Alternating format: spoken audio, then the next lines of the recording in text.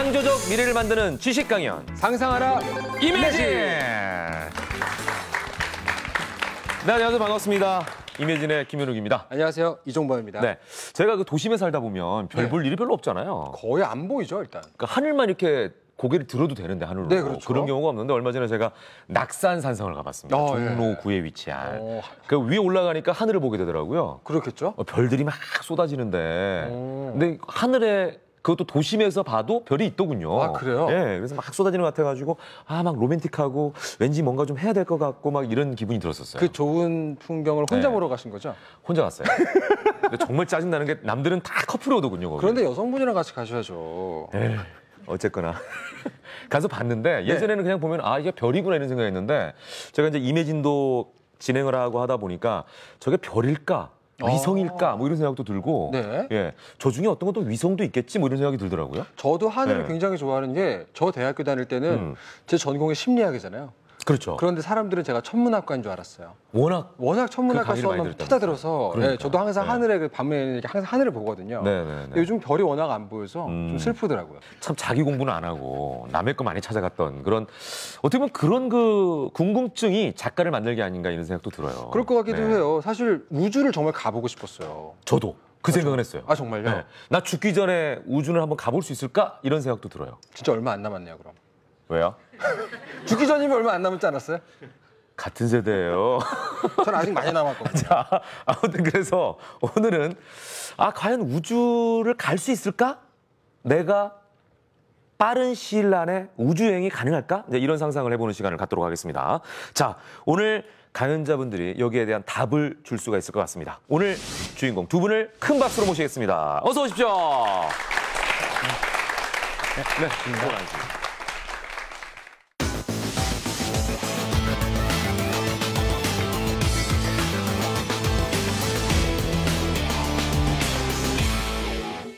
두 분 다 우주 전문가시잖아요. 네네. 주로 어떤 활동을 많이 하세요? 저는 원래 이제 천문학을 전공을 했는데요. 최근에는 주로 별과 우주에 관련돼서 이제 글을 쓰거나 네네네. 뭐 칼럼을 쓰거나 책을 쓰거나 그런 활동을 주로 하고 있습니다. 네. 자, 그리고 임초로 박사님 제가 소개해드렸잖아요. 한국항공우주연구원이라는 곳에 계신데 여기서는 뭐를 하는 데죠?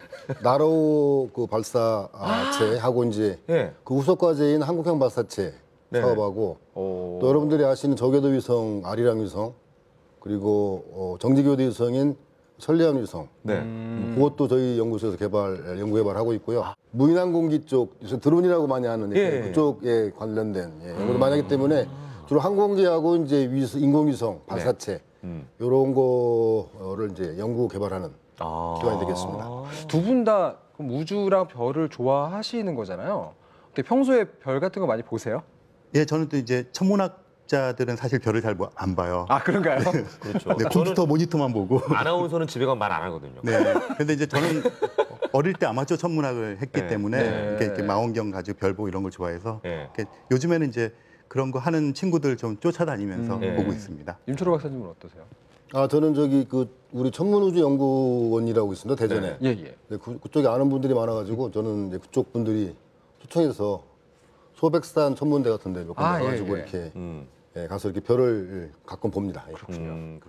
자, 먼저 오늘의 주제를 확인하겠습니다. 보여주시죠. 우주를 탐하다. 탐한다. 예, 우주를 탐하다. 주제가 굉장히 좀 철학적이기도 하고요. 그러게요. 뭐 이런 느낌이 있는데 저는 아까 좀 오프닝에서도 얘기했습니다만 죽기 전에 우주 한번 가보는 게 꿈이기도 한데 아마 많은 분들이 그런 생각하실 것 같아요. 이명환 박사님. 네. 가능할까요? 단도직입적으로 여쭤보겠습니다. 제가 죽기 전에 우주 갈 수 있을까요? 어떤 우주인가가 문제인데요. 돈이 네. 있어야 됩니다. 하긴 맞아. 지금도 돈 많은 사람은 가죠. 그 실제로 이렇게 한 100km 상공까지 네. 거기서부터 이제 우주라고 치거든요. 100km. 네, 우주 공간에 치는데 성층권 네. 넘어가면. 네, 그렇죠. 네. 거기 갔다 오는 거는 지금 말씀하신 대로 줄 서 있고요. 뭐 한 2억 원 정도까지 내려왔다고 들었습니다. 거기까지 가는데도 2억을 줘야 돼요? 네. 먹고 죽을 애도 없는데. 안 되겠네. 그럼 우주 밖으로 아예 나가는 거죠. 예를 들면 뭐 달을 간다 뭐 이런 여행. 네, 그러니까 국제 우주 정거장에는 이제 뭐 한 300억 정도 그래서 일반인도 갈 수 있나요? 그 일반인이 그렇게 하긴 힘들고요. 이제 뭐 그 대부호들 네. 그런 분들이 이제 몇 사람이 갔다 왔죠. 예, 알겠습니다. 자, 이제 강연을 들어보고 계속해서 얘기를 나눠보도록 하겠습니다. 먼저 이명현 박사께서 준비한 강연은 어떤 네. 건가요? 우주 탐사의 역사. 네. 그래서 뭐 그 위대한 발견 뭐 네. 이런 제목으로 간단하게 강연을 하도록 하겠습니다. 알겠습니다. 자, 이명현 박사님의 강연 큰 박수로 청해 보겠습니다.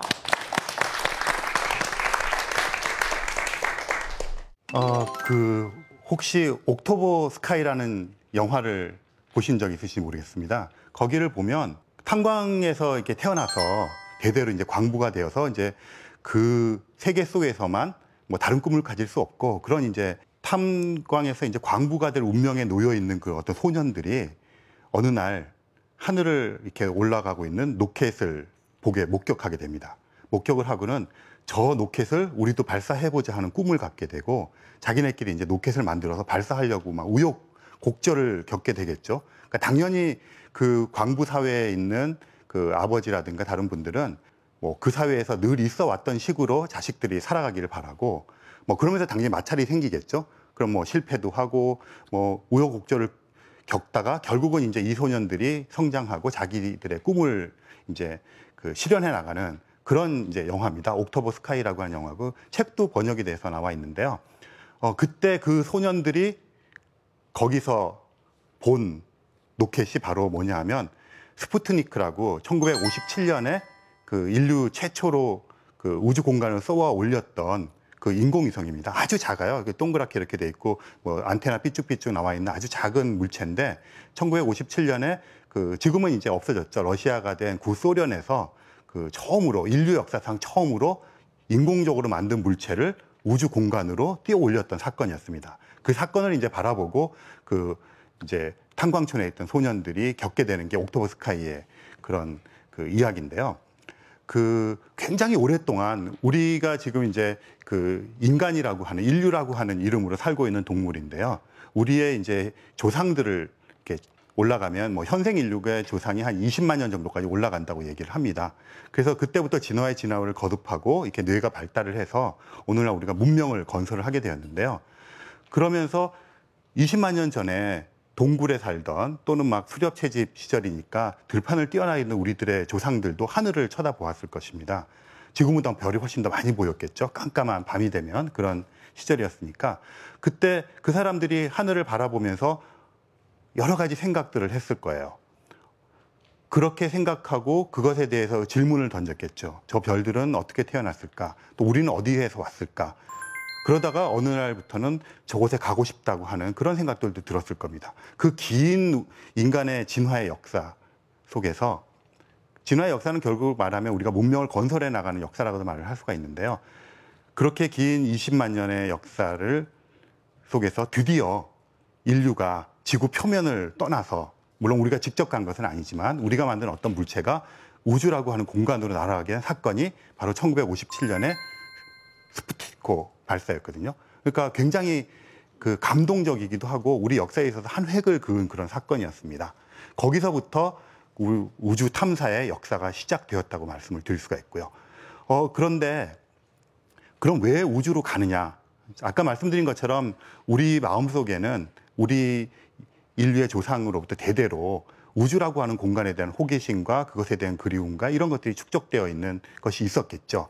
하지만 모든 일이라는 것은 특히 굉장히 큰 이런 그 과학 기술의 어떤 그 진행이라고 하는 것은 꼭 그런 호기심만으로 충족될 수는 없는 것이지 않습니까? 좋든 나쁘든 간에 어떤 그것을 촉발시키는 동력이 필요한데 그 동력이 정말 역설적이게도 미국과 당시 소련의 이 냉전 관계입니다. 공산주의 진영과 민주주의 진영으로 대립을 하면서 군사 경쟁을 막 했죠. 그래서 핵무기도 개발하고 별의별 분쟁도 일으키고 했던 그러한 두 나라의 뭐 자존심 싸움 또는 군비 경쟁 이런 것의 일환으로 우주를 먼저 점령하겠다고 하는 뭐 그런 그 국가적인 사업의 일환으로 우주 개발이 시작이 됩니다.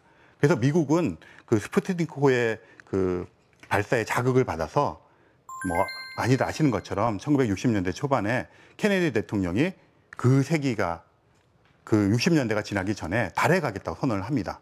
그래서 아시는 것처럼 1969년 7월 20일 현지 그 미국 시간으로 아폴로 11호가 달에 착륙을 합니다. 인류가 이런 인간의 몸뚱아리를 가지고 지구를 벗어나서 다른 천체에 내린 첫 번째 사건이고요. 그 이후로 달을 벗어나서 다른 곳에 가본 적이 없습니다, 아직. 그러니까 실제로 그 아폴로 11호라고 하는 게 굉장히 중요한 사건이었고요.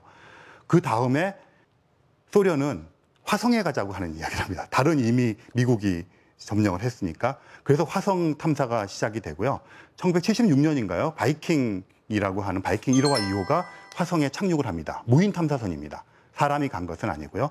미국이 보냈습니다. 그 이후로 화성을 비롯한 다른 행성들에 대한 그 탐사가 계속되고요. 최근에는 아시는 것처럼 명왕성에 그 뉴 호라이즌이라고 하는 탐사선이 지나가면서 사진을 찍어서 멋진 것들을 보여줬고요. 1977년에 발사된 보이저 1호와 2호는 또 그 이전에 발사된 파이어니어 10호와 11호는 지금도 태양계 외곽으로 해서 벗어나서 이제 먼 여행을 하고 있습니다. 그러면 아까 질문을 다시 돌아가서 왜 우리는 계속해서 우주 탐사에 열을 올리고 있는가? 근본적으로 우리 자신에게 우리의 그 기원에 대한 그런 호기심이 있다고 생각을 합니다. 그래서 과학자들은 그것을 충족시키기 위해서 우주 탐사선을 만들어서 우주 개발도 하고 우주 탐색도 하고 이렇게 하는 작업을 하고요. 또 그런 것들만 가지고 충족될 수 없었던 것들이 그 나라 간의 경쟁. 최근에 와서는 또 동북아시아 지역에 있는 나라들이 우주 개발에 열을 올리고 있는데요. 각기 다른 이유로 경쟁을 하고 있습니다. 그래서 그런 국가적인 경쟁, 또 과학자들의 호기심, 그런 것들을 지지하는 국민들의 합의, 이런 것들이 총합이 되어서 우주 개발, 우주 탐사가 이루어지고 있고요. 한 가지만 더 말씀을 드리면 굉장히 신기하게도 1969년 7월 20일 날 아폴로 11호가 달에 가서 발자국을 찍었죠. 인류의 발자국을. 그리고 1972년 12월에 아폴로 17호가 간 이후로 아무도 달에 가본 적이 없습니다. 그리고 심지어는 화성에도 가본 적이 없고요. 그래서 아직까지도 인류가 발을 디뎠던 유일한 천체는 달입니다. 달에 간 지 지금 엄청나게 오랜 세월이 흘렀는데 불구하고. 그래서 최근에는 이제 화성을 가자고 하는 그런 그 움직임들이 있고요. 미국 나사에서는 2030년대 중반, 또 한쪽에서는 그 민간인들이 중심이 되어서 2020년대 중반에 화성에 사람을 보내겠다는 계획이 지금 진행되고 있습니다. 이렇듯이 우리들의 그런 오랜 꿈이었던 것들, 우주를 향한 탐사 같은 것들은 지금 현재도 진행형이다, 이렇게 생각을 하시면 좋을 것 같습니다. 네, 제 강연은 여기서 일단 마치도록 하겠습니다. 감사합니다. 네. 들어오시죠. 네. 자, 이명현 박사께서 우주 탐사의 역사를 말씀해 주시는데 처음에 이 우주 어떤 그 탐사를 시작한 이유가 네. 자존심이라고 봐야 되는 거예요? 그렇죠. 그러니까 옛날에 그러니까 물론 이제 과학자들은 호기심 같은 걸 내세우고 뭐 그렇게 하겠지만 그 소련이나 미국 입장에서는 소련에서는 이제 자기네 소비에트 체제가 이제 정당하고 그렇죠. 과학적으로 우위에 있다는 걸 증명하기 위해서 이제 과학에다가 투자를 많이 했죠. 그게 선의의 경쟁이 기술을 발달시키는 데 굉장히 좋은. 네, 그러니까 그게 이제 그러면서 이제 군사적으로도 발달을 하니까 좀 그렇죠, 아쉽지만 그런 경쟁이 있기 때문에 이제 결과적으로 생겨난 거죠. 예. 자, 이명현 박사님께 혹시 질문 있으십니까? 네, 이쪽으로 잠깐 좀 나와주시죠. 자, 이 박사님께 어떤 궁금한 게 있나요?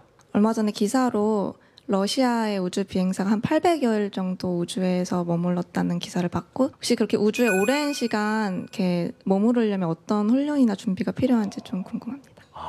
800일을 머무르는 사람이 있나요? 네, 그 국제 우주 정거장이 있는데요. 그러니까 보통 이제 몇 달마다 한 번씩 이제 3명씩 소유주 우주선이라는 걸 타고 가서 3명이 가면 3명 데리고 오고 이렇게 교대를 하거든요. 아니 근데 그렇게 하기 위해서는 그럼 어떤 훈련이 체계적으로 좀 필요합니까? 그 실제로 그 우주 비행사가 되려 그러면 우주 공간에서 이제 견딜 수 있는 게 돼야 되니까 신체적으로 굉장히 높은 이제 그런 이제 그 중력에 견딜 수 있게 하는 훈련을 받아야 되고요.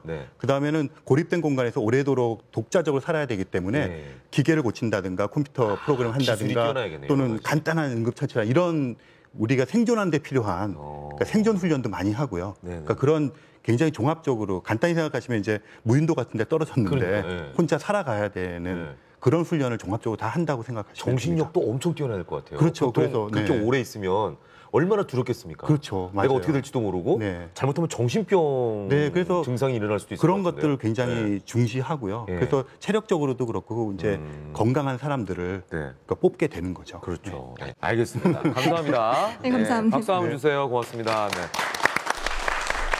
자, 얘기를 잘 저희가 들었습니다. 자, 이번에는 임초로 박사님께서 준비한 강연인데요. 어떤 내용을 준비하셨습니까? 명왕성 탐사 그 베일을 벗기다 라는 제목으로 네.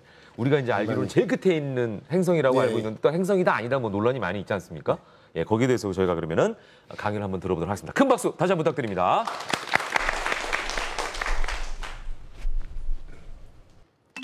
그 태양계에 보면은 태양을 중심으로 해서 9개의 행성이 쭉 있었습니다. 지금까지. 근데 2006년 어느 날 갑자기 국제행성연맹에서 명왕성 더 이상 행성이 아니다. 이렇게 결론을 냈어요. 그래서 왜 그랬을까 한번 알아볼까요? 먼저. 그 명왕성은 이제 그 카이퍼 벨트라고 하는 그 명왕성 그 태양계 끝에 있는 그 작은 행성인데 태양에서 약 70억 킬로 정도 떨어진 굉장히 멀죠. 예. 그리고 공전 주기가 이제 지구가 1년인데 명왕성은 250년 정도 걸려야 한 바퀴 돕니다. 그리고 그 기온은 그 마이너스 한 220도, 뭐 생물이 살기가 좀 굉장히 어렵겠죠. 이 명왕성은 1930년도에 미국의 천문학자인 톰보가 발견을 처음으로 해가지고 이제 계속 그 9번째 행성으로 이렇게 인정을 받았었죠. 이게 1930년도에 그 해, 또 명왕성을 발견한 그 해에 그 로엘 천문대, 그 행성을 발견한 천문대에서 그 이름을 지려고 이제 세계적으로 공모를 했는데 그때 이제 영국의 11살짜리 소녀가 이 제안한 플루토가 이제 그 당첨이 된 거죠. 예. 그래가지고 이제 그 이름으로 이제 불렸는데 이제 그게 동양에서는 명왕성으로 이름이 번역이 된 거죠. 그래가지고 이게 과학 소설에도 굉장히 많이 나옵니다. 이 명왕성은. 왜냐하면은 태양계 끝에 있기 때문에 그 이름도 이제 뭐 저승의 신인 뭐 이렇게 되기 때문에 너무 멀고 너무 춥고 그 외로운 그런 걸로 굉장히 묘사가 되는 거죠. 명왕성은 이제 이 본래 태양을 중심으로 해가지고 이렇게 행성도 도는데 다 같은 면에서 돕니다. 같은 면에서 이렇게. 근데 명왕성만 약간 17도 이렇게 삐딱하게 돕니다. 이렇게.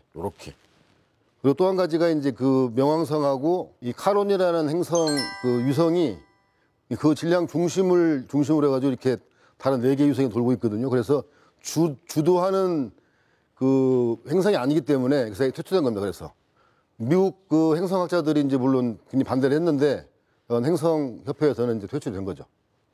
이렇게 보시면 이제 그 호라이즌스가 가면서 찍은 사진입니다. 이게.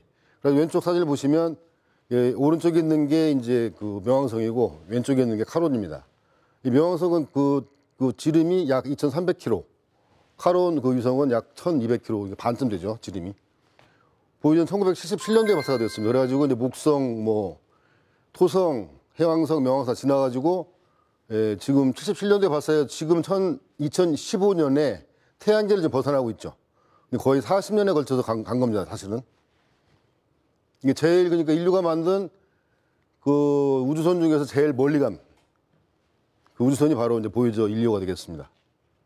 탐사선 뉴 호라이즌이 되겠습니다. 이 뉴 호라이즌 그 탐사선은 그 나사의 이제 그 행성 탐사 목적으로 이제 출발을 했는데 2006년에 발사를 해서 2007년도에 이제 목성을 지나갔죠. 그리고 지금 이제 2015년도 7월 달에 그 명왕성 옆을 지나갔습니다. 12,500km 옆을 지나가가지고 이제 좀 멀어지고 있죠. 거기서.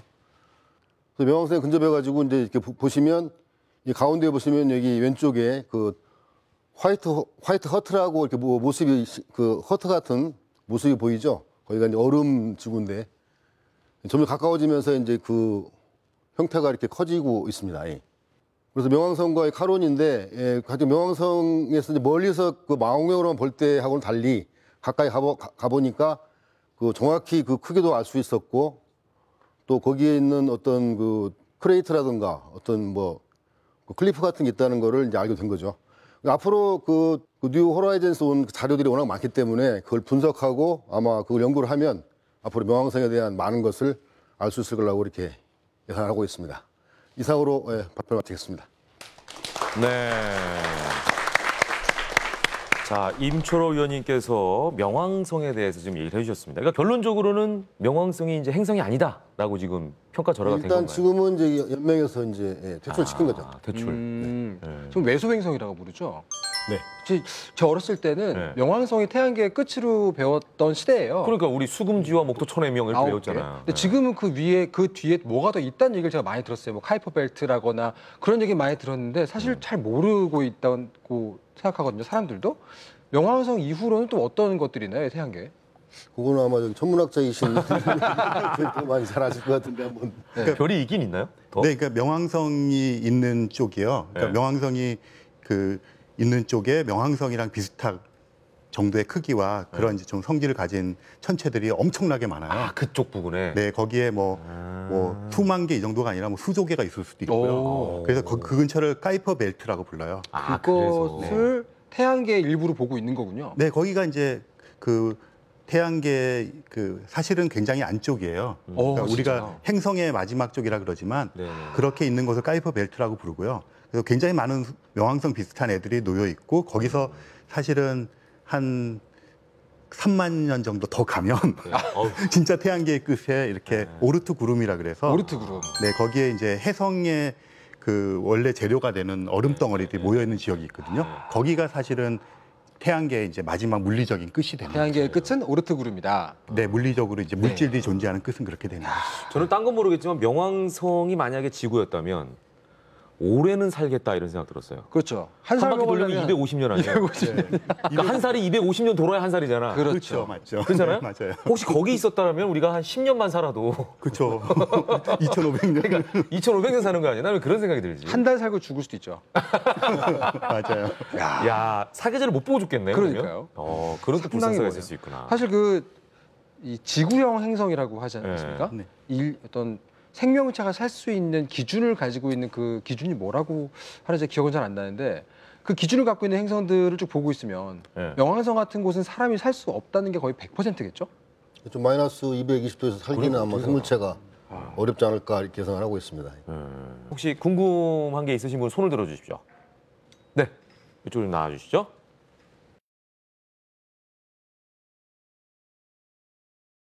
예. 자, 어떤 게 궁금하세요?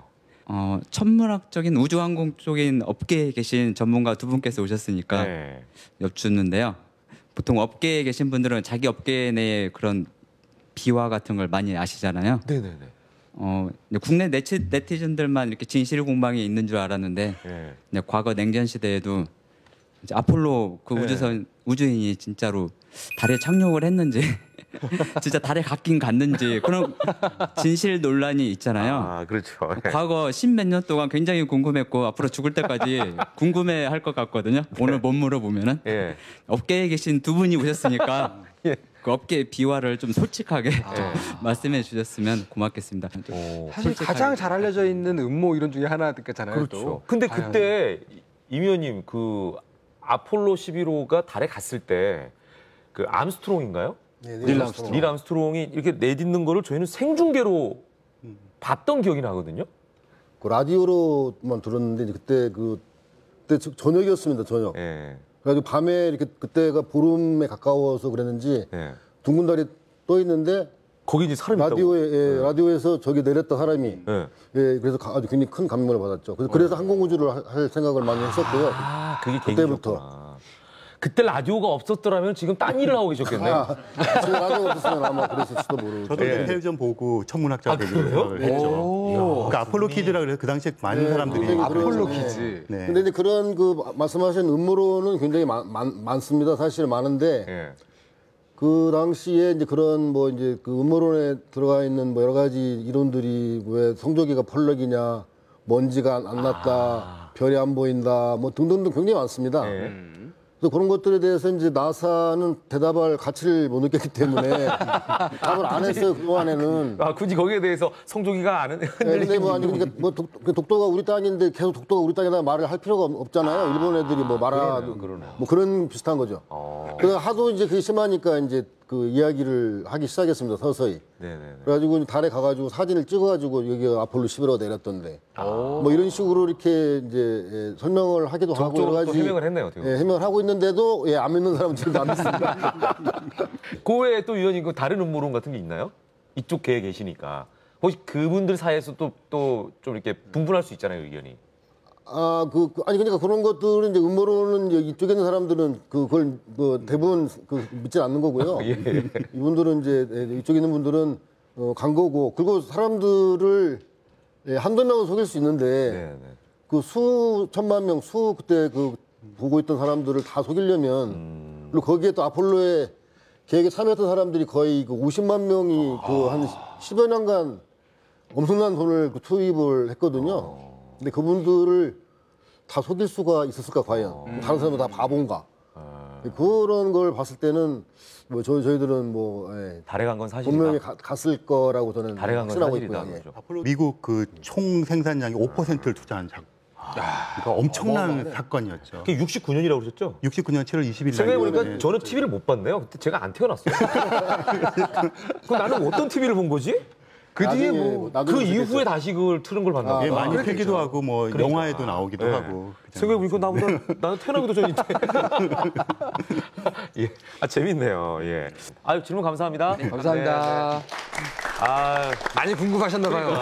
의심이 좀 많으시네, 그리고. 예. 자, 이렇게 저희가 재미있게 우주 탐사의 역사부터 명왕성 탐사까지 자세한 얘기를 좀 나눠봤습니다. 자, 계속해서 잠시 후에는요, 더 재미있는 우주에 대한 얘기 이어가도록 하겠습니다. 조금만 기다려 주십시오. 이매진.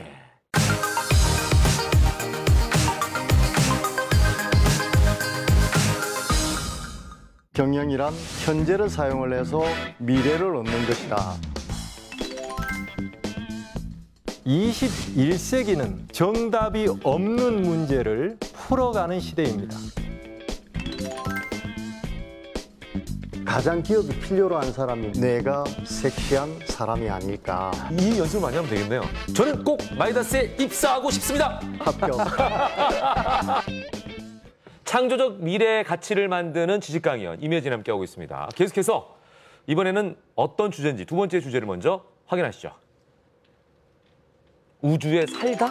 살다. 아, 탐하다에 이어서. 그러니까 이번에 살다. 우주에 산다. 예, 우주에 살 수 있을까요? 상당히 궁금한데 강연을 먼저 한번 들어보도록 하겠습니다. 자, 먼저 이번에는 이명현 박사님께서 또 강의를 해주실 거죠? 네. 예, 어떤 주제로 이번에는 강의를 해주실 겁니까? 일단 제2지구를 뭐 찾아보자. 뭐 이런 정도. 제2의 지구. 네. 진짜 궁금한 거예요. 저는. 쌍둥이 지구 뭐. 네. 저희도 궁금해요. 네. 지구 같은 곳이 또 있을까? 또 있을까? 예, 그렇죠. 굉장히 또 호기심이 확 느껴지는 그런 제목입니다. 다시 한번 이명훈 박사님을 박수로 모시도록 하겠습니다. 그 밤하늘에 이렇게 별을 보면 뭐 이 도시 지역에서는 잘 못 보지만 사실 그 뭐 공해라든가 이런 것들보다는 인공불빛이 굉장히 방해 요소거든요. 그래서 그 도시라고 하더라도 이렇게 좀 인공불빛이 없는 지역으로 가면 상당히 많은 별을 볼 수가 있습니다. 그리고 여전히 뭐 굉장히 밝아졌다고는 하지만 좀 도시에서 벗어난 시골에 가게 되면 여전히 많은 별들을 볼 수가 있고요. 그러면 그 별들을 이렇게 보다 보면 뭐 천문학적인 지식이 없다고 하더라도 그 별을 보면서 저렇게 수많은 별들이 있는데 그 수많은 별들 중에서는 태양처럼 생긴 별들도 있을 것 같다는 생각이 들고, 그렇다면 그 태양처럼 생긴 별 주위에 지구랑 거의 비슷한 별들도 돌고 있지 않을까, 존재하지 않을까, 이런 그냥 막연하지만 뭐 누구나 할 수 있는 그런 생각들을 해본 적이 있으실 겁니다. 꼭 이렇게 구체적이지 않더라도 저 많은 별들 주위에 우리 같은 어떤 그 생명체, 이렇게 우리가 외계인이라고 부르는 그런 것들이 존재하지 않을까? 뭐 이렇게 정리되진 않아도 그런 생각들을 많이 해보셨을 겁니다. 과학자들도 마찬가지고요. 그 태양계가 있는데요. 가운데 태양이 있고, 그 다음에 수성, 금성, 지구 이렇게 있고, 이제 지금은 퇴출된 명왕성까지 행성들이 쭉 있었는데, 그 행성들 속에 우리가 이제 지구란 곳에 살고 있고요. 그러면 밤하늘에 보고 있는 별들도 사실은 그 태양과 비슷한 별들이 많이 있을 텐데, 그 별들 주위에 여러 행성들이 있고, 그 주위에 그 중에는 또 지구와 거의 비슷한 그런 것들이 있다고 생각하는 것은 굉장히 상식적이고 굉장히 그 논리적인 어떻게 생각하면 그런 그 이야기일 겁니다. 그래서 과학자들도 그런 생각을 했죠. 저 많은 별들 주위에 행성들이 있을 가능성이 있다. 그래서 그 다음에 과학자들이 하는 작업은 직접 찾아보는 겁니다. 제일 좋은 방법은 가보는 거죠. 근데 너무나 멀어요. 그 명왕성 탐사선이 얼마 전에 가서 명왕성 주위를 지나가면서 사진을 찍어왔는데요. 그까지 가기에 9년이 걸렸습니다. 우주 탐사선으로. 그래서 태양계 안에서도 어디를 간다고 하는 작업이 쉽지 않은 작업인데요. 그 다른 별까지 가는 데는 훨씬 더 많은 시간이 소요되기 때문에 직접 가서 본다는 게 불가능하기 때문에 그 과학자들이 그런 생각을 해냈습니다. 그 별들 주위에 어떤 행성들이 존재한다면 그 행성들도 별을 돌고 있을 겁니다. 태양이 가운데 있고 지구가 이렇게 도는 것처럼. 그렇다면 우리가 별들을 관측을 하고 있으면 그 별이 원래 가지고 있던 밝기가 있지 않습니까? 그런데 행성이 만약에 여러분들이 별을 쳐다보고 있는데 그 앞으로 이렇게 통과한다고 쳐봅시다. 그럼 가려질 거잖아요. 그럼 이 행성의 크기에 의해서 얼만큼 가려질 테니까 이 별은 그 가려진 만큼 어두워질 겁니다. 우리가 흔히 보는 일식이나 월식 같은 현상이 그 별에서도 일어날 수가 있겠죠. 굉장히 미미하겠죠. 그리고 별은 굉장히 멀리 떨어져 있어서 별빛 자체도 어두운데 그걸 가리는 정도는 얼마나 어둡겠습니까? 그래서 천문학자들은 그 가려지는 순간에 별빛이 어두워지는 정도를 잴 수 있는 장치를 만들었습니다. 그래서 그 이전부터 이제 간헐적으로 그 1900년대 중반, 초반부터 간헐적으로 태양계 바깥에 있는 다른 별 주위에 있는 행성, 그걸 외계 행성이라고 부르는데요. 그것을 발견하는 작업들을 해왔는데 2009년에 케플러라고 하는 천문학자의 이름을 딴 케플러 우주망원경을 발사했습니다. 우주 공간을 띄운 거죠. 인공위성 위에 망원경이 탑재되었다고 생각하시면 됩니다. 그 망원경을 가지고 지금 제가 말씀드린 것처럼 여러 별들을 동시에 관측을 하면서 그 별들 주위에 이렇게 빛을 가리는 행성이 있는지를 찾아봤습니다. 그래서 관측을 쭉 해왔는데 관측을 하다 보니까 목적 자체는 그 별들 주위에 행성이 얼마나 있는지를 찾고 싶은 거고요. 더 큰 관심은 지구랑 비슷한 유사지구라고 부르는데요. 또는 쌍둥이 지구라고 부르는데 그런 것들이 얼마나 있는지를 찾아보는 작업을 했습니다. 그렇게 진행을 하다 보니까 2009년이니까 이제 몇 년이 흘렀잖아요. 여전히 케플러 우주망원경은 이제 현역에서 활동을 하고 있는데 처음 몇 년 동안의 이제 자료를 천문학자들이 분석을 해서 발표를 했습니다. 그래서 지금까지 태양계 바깥에 있는 외계 행성 발견된 게요. 거의 2,000개에 육박합니다. 확인된 것만. 후보들은 몇만 개가 있고요. 근데 놀라운 것은 그 확인된 것 중에서 굉장히 이상한 애들이 있습니다. 태양계를 보면 가운데 수성, 금성, 지구, 화성, 그다음에 목성이지 않습니까? 안쪽에 있는 행성들이 다 작은 행성들이에요. 그 표면이 지구처럼 딱딱한 행성들이거든요. 그런데 뜨거운 목성이라는 게 발견이 됐습니다. 수성 같은 위치에 있는데 목성만큼 커요. 그런 것들도 많이 발견이 되고 있는데 슈퍼지구라고 해서 지구보다 약간 크지만 지구랑 거의 비슷한 애들도 많이 발견이 되고 있고요. 그렇습니다. 그래서 그런 이제 관측된 것을 가지고 전체 하늘에다가 통계를 내보니까 처음에 관측을 시작할 때는 지구랑 유사한 유사지구가 그 한 뭐 수십 개 정도 발견이 되면 좋겠다 이렇게 생각을 했는데 케플러 우주망원경을 가지고 관측한 몇 년 동안의 저 자료를 분석을 해보니까 그 자료를 바탕으로 이제 통계적으로 생각을 해보니까 우리가 살고 있는 은하를 우리 은하라고 부르거든요. 태양계 같은 이 행성계가 한 수천억 개 이루는 집단이 우리 은하입니다. 그 안에 지구와 비슷한 유사지구, 뭐 쌍둥이 지구가 될 수 있는 그런 후보들이 작게는 그러니까 계산에 따라 좀 틀린데요. 작게는 50억 개, 많게는 500억 개가 있을 것으로 지금 추정되고 있습니다. 너무 흔하잖아요. 원래 수십 개 발견하고 싶었는데 그래서 막 당황하고 있어요. 전문가들도. 지구 같은 게 이렇게 흔하다니.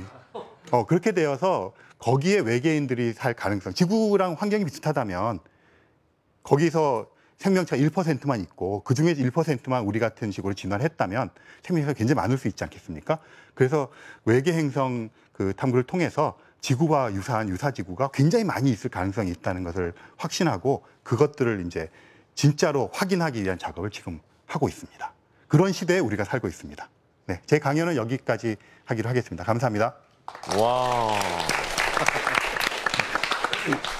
오, 그러니까 진짜 지구와 같은 환경이라고 하면 틀림없이 거기에 생명체가 있을 가능성이 있네요. 네, 그렇죠. 이제 지구처럼 지구보다 좀 크거나 네. 뭐 그렇고 딱딱한 암석으로 되어 있고 네. 대기가 있고 물이 물이 있는 것처럼 느껴지고 네. 태양에서도 적당한 거리에 떨어져 있고 뭐 이런 것들을 종합해서 지구 이제 뭐 유사 지구 지수라는 걸 만들었는데요. 네.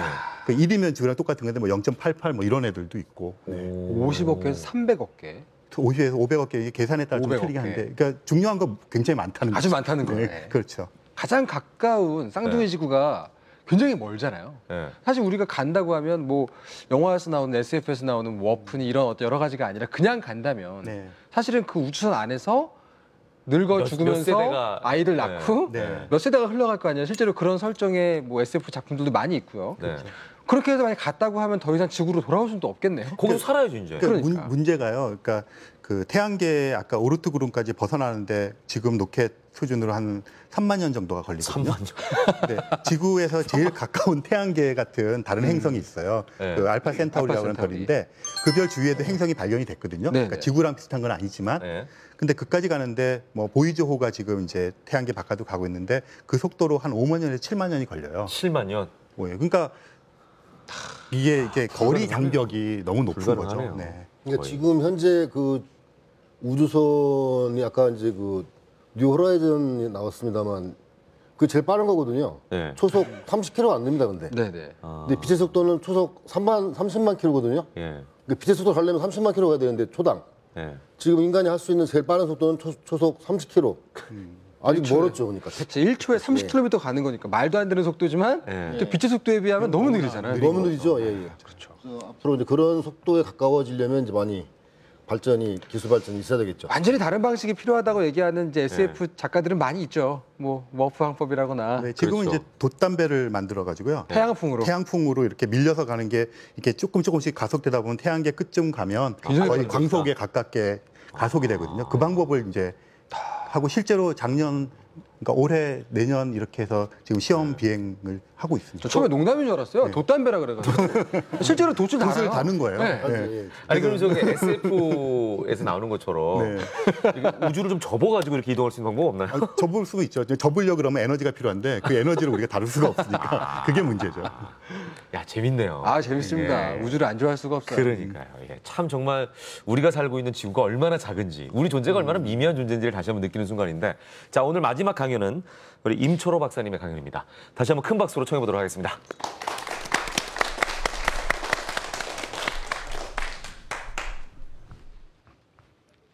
네, 이번 발표할 내용은 우주 경쟁, 그 실크 로드를 개척하라. 이런 좀 어마어마한 제목으로. 근데 결국은 아까도 아폴로 계획도 이야기했었습니다만 이제 그 들어가는 예산이 어느 정도가 서포트가 되면 뭔가를 할 수 있는 거죠.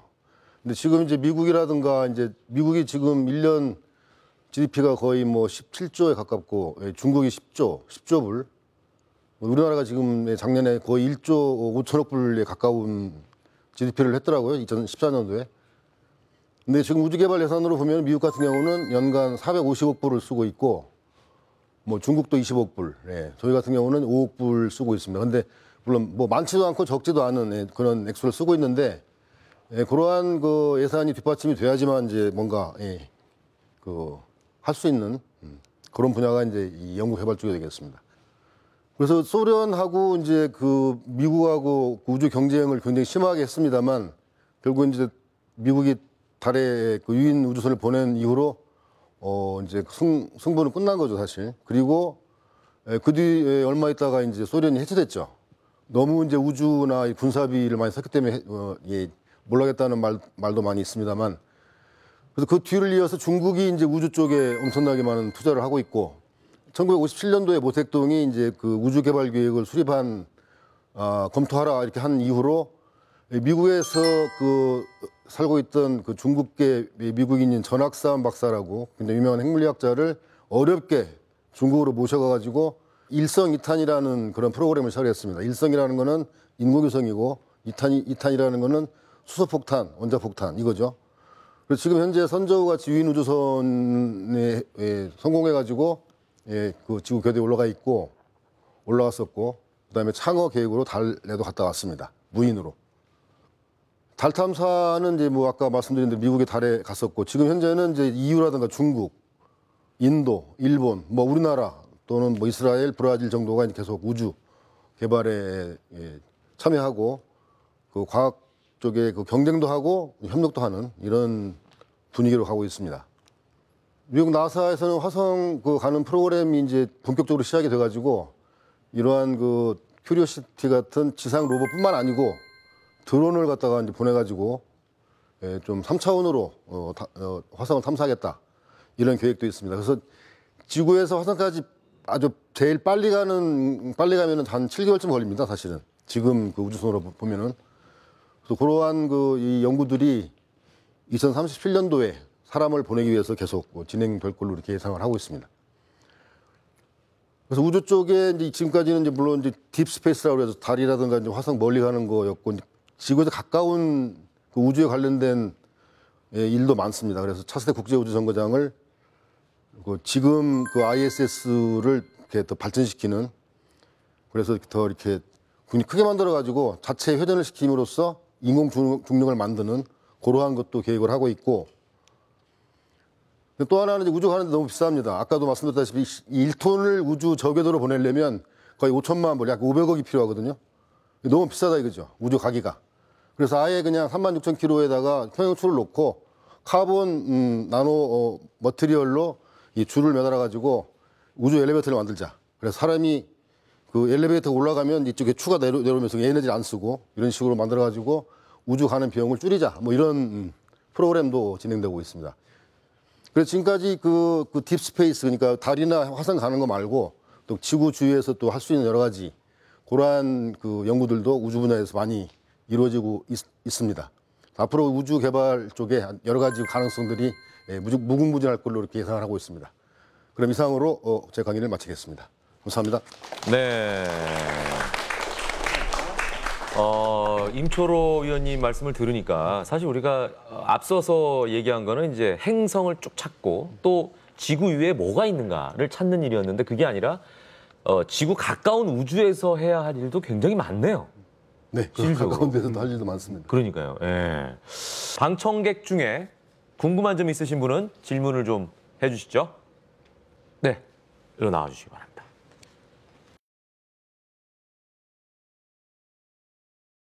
자, 어떤 게 궁금한가요? 저는 그 요즘 공상과학 영화 되게 많이 나오잖아요. 네. 그래서 인터스텔라? 네, 그 영화를 봤을 때 굉장히 발전된 기술들이 많은데 네. 그 현재 실제하는 기술들이 혹시 거기서 있는지 영화 속에서 기술들이 예를 들면은 냉동 인간 기술을 써가지고 네네. 노화를 방지하고 네. 긴 시간 동안 우주에 머물게 할 수 있는 그런 기술들이 있잖아요. 예를 그런 기술들처럼 현재 실제하고 있는 기술들이 있는지. 뭐 여러 가지 기술들이 거기에 나옵니다만 이제 그러한 인터스텔라 같은 경우는 이제 그 하드 SF라고 그래가지고 약간 과학 기술에 기반으로 한 황당무계한 SF가 아니고 그 중에서도 이제 굉장히 그 먼 미래를 그 한참 뒤에 그 가능한 그런 이야기들인데 사실 그쪽에 나오는 이야기들은 그래서 냉동인간이라든가 이런 것들은 뭐 지금 뭐 연구는 하고 있겠지만 뭐 앞으로 이제 가능성이 뭐 전혀 없다고 볼 수는 있겠지만 지금 바로 시행하고 있는 건 아니고요. 또 거기 나오는 웜월도 물론 거기 나오는 그 킵손 그 칼텍 교수가 이야기를 했지만 아까 얘기한 대로 그 인류가 지금 갈 수 있는 제일 빠른 속도가 초당 30km인데 3만 킬로, 30만 킬로 가려면 상대성 이론이 적용되려면 이제 굉장히 비속도에 가까워져야 되죠. 그리고 여행 갔다 오면 이제 자기 딸이 이제 이렇게 늙어지고 뭐 이렇게 되는데 30km 정도 가지고는 게임이 안 되거든요. 근데 그것도 그 킵손 그 교수 말에 하면은 뭐 그분이 뭐 맞는지는 모르겠습니다만 그 200년 뒤나 가야지 우리들이 아마 그런 빛의 속도에 가까워지지 않을까라는 그분 예상에 의하면 물론 더 빨라질 수도 있고 더 늦을 수도 있겠습니다만 그리고 또 웜월도 거기도 그 영화에 나왔지만 그거는 그러니까 인류가 찾은 게 아니거든요. 그렇죠. 다른 외계인이 와서 만들어줬다고 가정을 하고 한 거기 때문에 그래서 굉장히 그 거기 나오는 것들은 굉장히 먼 미래에 가능한 이야기들이지 지금 당장 가능한 이야기는 아마 아니지 않을까 저는 그러니까 홍맹랑한 얘기도 아니네요. 그러니까 홍맹랑하지는 않지만 과학 기술에 기반을 하고 있지만 지금 가능하지는 않은 먼 미래에는 가능할 수도 있는 그건 가능할 수도 있는 그런. 그럼 혹시 그 영화 중에서 현재 과학 기술과 비슷한 건 어떤 정도예요? 그러니까 상대성 이론에 가까운 그러한 어떤 속도라든가 어떤 예. 공간 개념 또는 뭐 블랙홀 뭐 이런 것들은 예, 아직까지는 이제 저보다는 이 교수님 더 훨씬 많이 아시겠지만 네네. 예, 그거를 저희들이 직접 경험은 할 기회는 아직까지는 없었죠. 네. 궁금증이 좀 풀렸어요? 예, 많이 풀렸습니다. 네, 고맙습니다. 박수 감사합니다. 부탁드릴게요. 네. 야, 이게 저도 보면서 그 인터스텔라 너무 재밌게 봤거든요. 근데 그걸 일단 쓰신 작가분이 굉장히 그 과학적인 지식이 풍부하신 분이구나라는 걸 저는 이제 보면서 느끼긴 네, 했어요. 뭐 감독 동생이라 그러는데요. 네. 그분이 그거 쓰려고 그 아까 캡손 박사님 얘기했던 칼텍에 가서 네. 4년 동안 공부를 했대요. 예, 알겠습니다. 또 궁금한 게 있으십니까? 예, 왜 갑자기 오. 갑자기 소리 많이 드시죠? 예, 요 가운데 학생, 예, 여기로 나오세요. 자, 오늘 뭐가 궁금해요?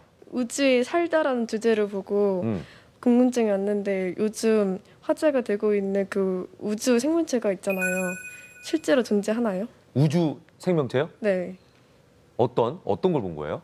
외계인이나 그런 박테리아 그런 종류에서 약간 궁금증이 왔는데. 오. 네. 그러니까 외계 생명체라는 거는 지금 아직 발견된 적은 없고요. 네. 그러니까 전 우주에서 지금 지구에만 생명체가 있는 게 확인이 된 건데 네. 그 아까 말씀드린 것처럼 그 유사지구가 굉장히 많을 가능성이 있고요. 네. 그래서 한쪽 과학자들은 그런 작업을 합니다. 그런 이제 행성 같은 데서 우리처럼 이렇게 문명을 건설했으면 원래 이 전파를 이제 자기네 별에서 반사해서 하거든요. 지구가 네. 직접 내지 못하니까. 네, 네. 그런데 우리는 지금 이 방송도 막 전파를 송출하고 있잖아요. 네, 네. 그러니까 어떤 외계 문명이 건설이 돼 있다면 그걸 밖에서 보면 원래 자연에서 나와야 될 전파 말고 막 라디오, 텔레비전, 핸드폰 막 이런 전파가 삐져나올 거 아니에요. 그렇죠. 그거를 관측을 과학자들이 해요.